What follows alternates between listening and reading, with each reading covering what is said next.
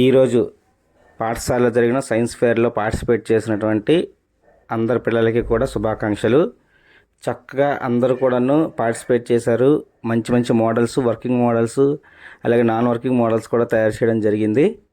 మిగతా పిల్లలు కూడా వీళ్ళలాగే ప్రతి ఈవెంట్లో కూడాను పార్టిసిపేషన్ అనేది చాలా ఇంపార్టెంట్ కాబట్టి ముందు పార్టిసిపేషన్ చేయాలి.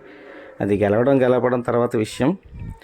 అందరూ కూడా ఇలాగే మంచి మంచి సృజనాత్మకతతో, మంచి క్రియేటివిటీతో ఆలోచిస్తూ ఇంకా భవిష్యత్తులో మంచి తయారు చేస్తారని కోరుకుంటూ అందరికీ ఆల్ ది బెస్ట్.